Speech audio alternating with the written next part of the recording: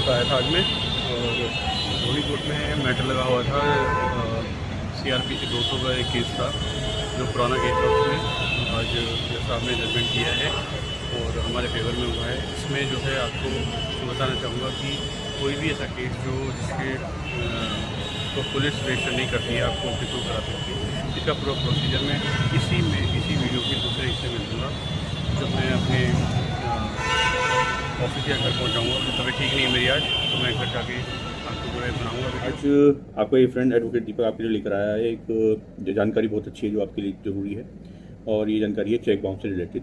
जब कभी आपके चेक बाउंस हो जाते हैं तो चेक बाउंस के केसेस में क्या होता है कि जो जज साहब होते हैं वो कॉग्निजेंस तब तक नहीं लेते जब तक कि आपकी जो है सेक्शन 138 NI एक्ट के जो सेक्शन 138 है उसमें दी हुई पूरी कंडीशंस को फॉलो ना किया जाए।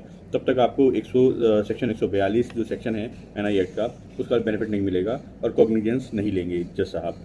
ये पहली बात तो आपको ये है, उसके लिए आपको सेक्शन 138 में दी हुई सभी कंडीशंस को फुलफिल करना पड़ेगा।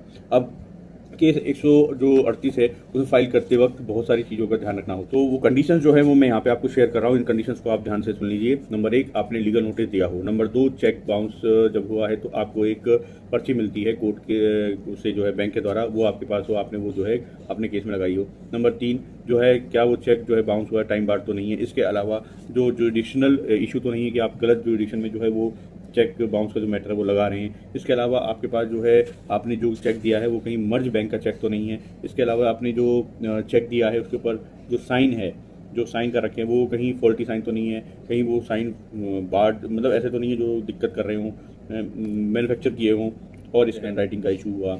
इसके अलावा बहुत सारी जो लाइबिलिटीज़ हैं उसके बारे में जो है इसमें इशू कंडीशन में आएगा। इसमें ये भी आप ऐड कर सकते हैं कि अगर वो चेक चोरी का है, लूट का है, तो भी आप जो है या फिर वो किसी से फ्रॉड करके प्राप्त किया हुआ है तो वो चेक जो है किसी भी तरीके से जो है आपके जो आने वाले कल में जो केस किया जा रहा है उसमें आपके लिए लाभकारी होगा, अगर ये बात सब कुछ क्लियर है केस में।